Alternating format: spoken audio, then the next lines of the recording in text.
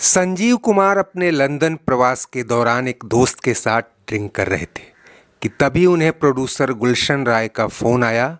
हरी भाई, हम एक फ़िल्म बना रहे हैं, सलीम जावेद की स्क्रिप्ट है, यश चोपड़ा डायरेक्ट करेंगे, आपको अमिताभ बच्चन के बाप का रोल करना है। संजीव कुमार ने एक गहरी सांस ली, फिर बोले, रोल तो कर लूँगा लेकिन एक बड़ी रकम लूँगा। कितना? संजीव कुमार ने कहा, मुझे 12 लाख रुपए चाहिए। दूसरी तरफ एक पल के लिए सन्नाटा पसर गया। फिर आवाज आई, हरी भाई आप आइए, एक बार बैठकर बात करते हैं। और फोन कट गया। तभी हैरान दोस्त ने कहा, 12 लाख रुपए? इतनी तो अमिताभ बच्चन की भी फीस नहीं है, वो लीड रोल में है और सुपरस्टार भी। संजीव कुमार ने कहा, एक सितारे के चमकने से दूसरे सितारे टूटकर गिर नहीं जाते। बाप का ही रोल सही, लेकिन आज मैं इंडस्ट्री का सबसे बड़ा बाप हूं। जिसे मेरी जरूरत होगी वो ये फीस भी देगा।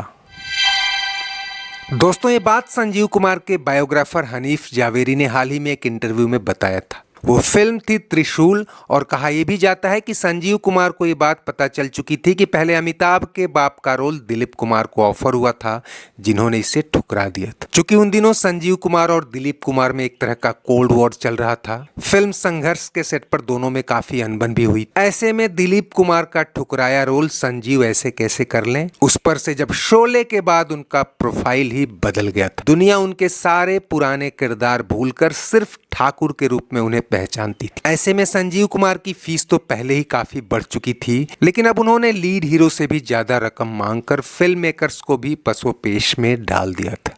खुद संजीव कुमार की भतीजी जिग्ना शाह ने हाल ही में एक इंटरव्यू में बताया था कि दिलीप साहब को ही ये रोल ऑफर हुआ था, लेकिन उन्होंने कुछ दूसरी वजहों से काम करने से मना कर दिया था। जिग्ना के मुताबिक त्रिशूल के फिल्म मेकर्स ने संजीव कुमार को 12 लाख रुपए दिए, जबकि अमिताभ बच्चन को उस फिल्म के लिए सिर्फ 9 लाख रुपए की फीस मिली थी। हालांकि अमिताभ बच्चन 1977 तक उस हालत में आ गए थे कि उनकी फीस लगातार बढ़ रही थी, जो हर अगली फिल्म के लिए पिछली फिल्म से ज्यादा होती थी। त्रिशूल के बाद क्या हुआ ये तो हम जानेंगे ही, लेकिन तब खुद अमिताभ को नहीं पता था कि संजीव कुमार को उनसे ज्यादा फीस दी गई है। स्क्रिप्ट राइटर्स के अलावा डायरेक्टर भी इस बात पर जोर दे रहे थे कि फिल्म में बाप का रोल सेंट्रल है, और इसे दिलीप साहब जैसी बड़ी शख्सियत नहीं करती तो कम से कम संजीव कुमार के अलावा फिलहाल कोई और इसके साथ न्याय नहीं कर सकता। जैसा कि आप सबको पता है कि त्रिशूल एक फैमिली ड्रामा और बदले की कहानी है, जिसमें रिश्तों का टकराव, अहंकार और न्याय जैसे कई ट्विस्ट हैं। कहानी राजकुमार गुप्ता यानी संजीव कुमार से शुरू होती है, जो एक महत्वाकांक्षी ठेकेदार है। वो अपनी प्रेमिका शांति यानी वहीदा रहमान से शादी का वादा तो करता है, लेकिन ऊंची साख और रुतबे के लिए एक अमीर की बेटी से शादी कर लेता है।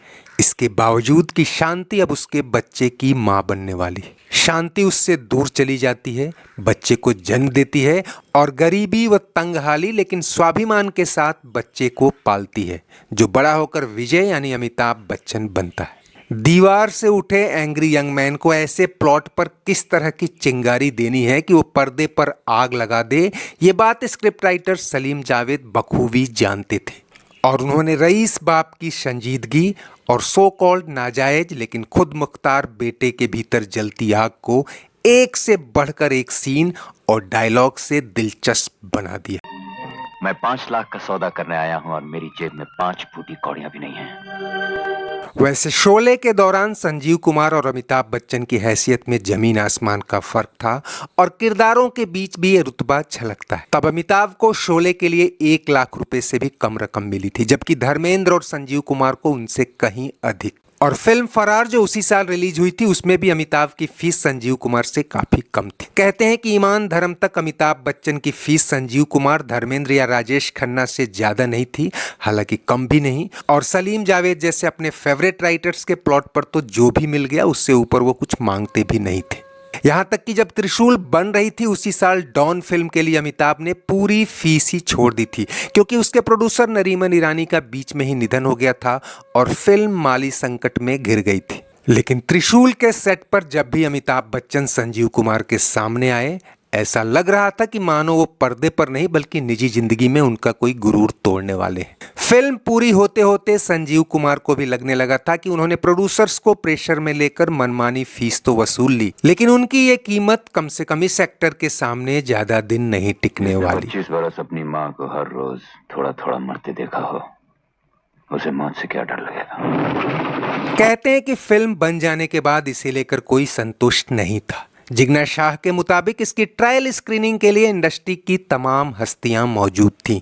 दिलीप कुमार भी वहां थे और तब संजीव कुमार ने उनसे कहा था कि फिल्म चल नहीं पाएगी। शायद वो कहना चाहते हो कि आपने फिल्म छोड़कर अच्छा किया, लेकिन संजीव कुमार को तो मोटी रकम मिल ही चुकी थी। फिल्म नहीं चलने की असली चिंता प्रोड्यूसर गुलशन राय और डायरेक्टर यश चोपड़ा को थी। आपको बताते चलें कि पहले इस कहानी पर राजेंद्र कुमार और फिर जितेंद्र फिल्म बनाना चाहते थे, लेकिन उनकी रसाकशी और लेट लतीफी के बाद ये फिल्म गुलशन राय के हाथ लगी। लेकिन अब जब गुलशन राय को लग रहा था कि ये फिल्म फ्लॉप हो जाएगी तो उन्होंने रिलीज करने से ही मना कर दिया। लेकिन तभी ये आइडिया आया कि क्यों न इसमें अमिताभ बच्चन के कुछ और एक्शन सीन जोड़ दें, और ऐसा ही हुआ। और दोस्तों, इन एक्शन सीन का कमाल कहिए या तब एंग्री यंग मैन कहलाने वाले अमिताभ बच्चन की करामात। ये फिल्म उस दौर में आई जब 1 महीने के भीतर ही अमिताभ बच्चन की 4 फिल्में पर्दे पर दस्तक दे रही थी। कस्मे वादे हिट हुई, डॉन सुपरहिट और त्रिशूल ने छप्पड़ फाड़ कमाई करते हुए उस साल की दूसरी टॉप ग्रॉसर फिल्म होने का तमगा हासिल किया।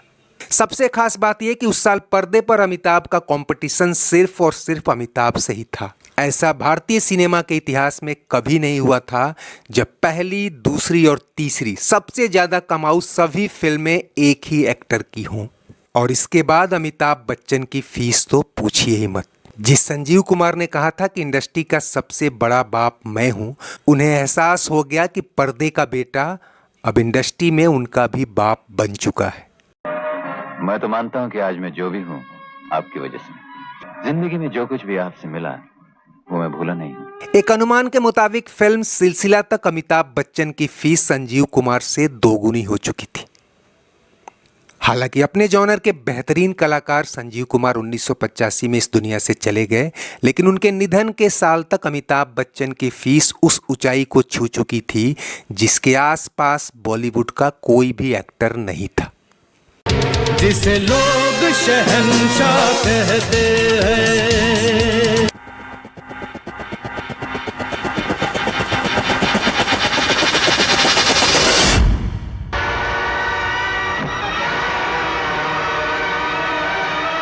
दोस्तों, चलते चलते वीडियो लाइक और शेयर तो कीजिए। अगर चैनल सब्सक्राइब नहीं किया है तो प्लीज वो भी करते चलिए।